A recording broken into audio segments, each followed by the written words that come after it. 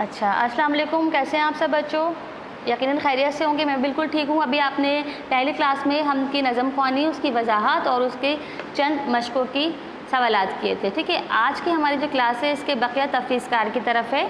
इसका जो पहला हम काम करने जा रहे हैं वो हम ये करेंगे। इस हम का सवाल नंबर 4, बंद की तशरीह में हवाला तहरीर कीजिए।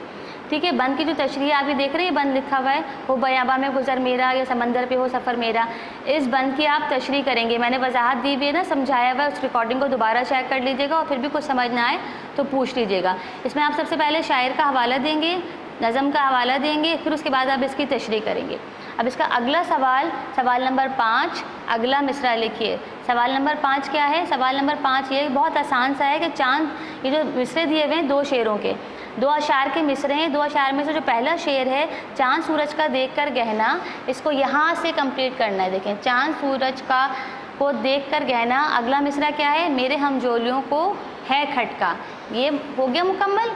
अब दूसरा इसका है, लोग करते हैं खौफ का चर्चा। दूसरा शेर, लोग करते हैं खौफ का चर्चा। इसको मुकम्मल कीजिए किताब से देख के। ये देखिए, लोग करते हैं खौफ का चर्चा पर मुझे इसकी कुछ नहीं परवाह। ये हमारा सवाल नंबर 5 मुकम्मल हो गया। सवाल नंबर 5 के बाद अब आइए सवाल नंबर 6 पर। सवाल नंबर 6 है तजनीस।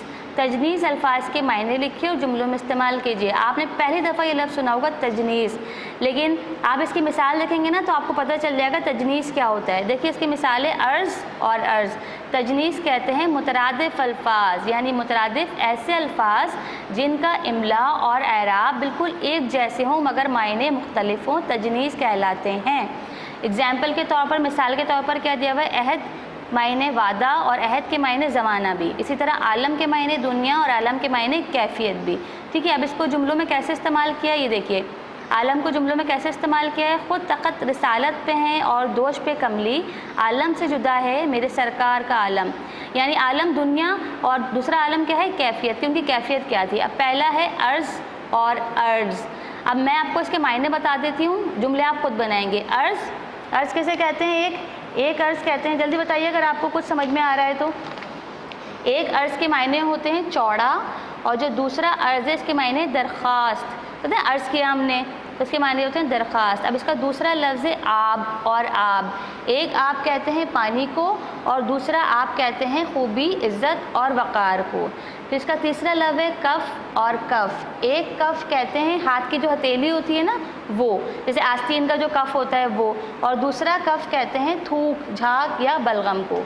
इसी तरह इसका अगला लफ्ज़ है ताल और ताल। एक ताल के मायने होते हैं तालाब और एक ताल के मायने होते हैं गाना बजाने का वज़न, यानी कि किस ताल पे गाना गाया जा रहा है।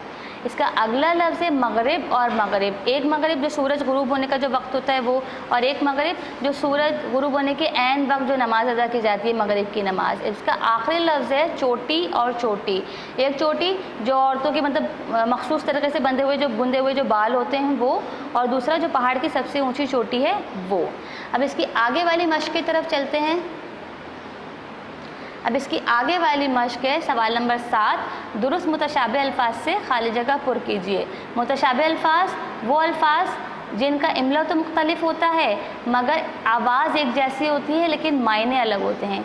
लिखने में अलग होते हैं, मायने अलग होते हैं, लेकिन बोलने में एक जैसे होते हैं। उसे क्या कहते हैं? मुतशाबे अल्फाज। इन मुतशाबे अल्फाज की मदद से आपको ये दी गई जो खाली जगह हैं इनको हल करना है। ठीक है, इन मुतशाबे अल्फाज की मदद से दी गई खाली जगह को हल करना है। आप इसको हल करेंगे, बहुत आसान है। मैं आपको इसके मायने बता देती हूँ ताकि आपको हल करने में आसानी रहे। इसरार, इसरार किसे कहते हैं? इसरार, इस इसरार जो अलिफ और स्वाद से आता है इसे कहते हैं ताकीद, और दूसरा वाला इसरार इसका मतलब होता है पोशीदा बातें। अब इसका पहला लफ्ज़ है नज़ीर। ये भी नज़ीर है और ये भी नज़ीर। इस नज़ीर का मतलब होता है, जल्दी बताइए इस नज़ीर का मतलब क्या होता है? कुछ समझ में आ रहा है? इस नज़ीर का मतलब होता है खुदा का खौफ दिलाने वाला, और इस नज़ीर का मतलब होता है मिसाल। ठीक है, जिसकी कोई मिसाल ही नहीं मिलती। इसका अगला लफ्ज़ है नसब और नसब। ये नसब क्या है? ये नसब हसब, हसब नसब जो शजरा जो ख़ानदान होता है वो, और ये नसब नस्ब गाड़ना, नस्ब कहते हैं इसे, किसी चीज़ को गाड़ना। ये है हामी और हामी। ये वाला जो हामी है इसका मतलब है हिमायती, और ये वाला हामी हामे हामिलाना। अगला लफ्ज़ है अलम और अलम। इस अलम के मायने हैं रंज और गम, और इस अलम के मायने हैं झंडा। ठीक है, अगला लफ्ज़ है कसरत। कसरत कसरत कहते हैं ज़्यादती, किसी भी चीज़ का ज़्यादा, और ये कसरत कहते हैं वर्जिश को। ठीक है, मायने समझ में आ गए। अब इन मायनों की मदद से आप इस खाली जगह को हल कर लीजिएगा। अब हमारा इस हम का आखिरी जो हमारी मश्क है, सवाल नंबर 8, वो है मसादर से अल्फाज बनाना। मैं पहले भी आपको मस्दर बता चुका हूँ कि मस्दर क्या होता है, वो इसम जिसमें किसी काम का करना, होना या सहना पाया जाए, वो क्या कहलाता है, वो मस्दर कहलाता है। अब इससे हमें क्या बनाना है, मसादर से अल्फाज बनाने हैं, जैसे जागना, जागा, जागे, जागो, जागते।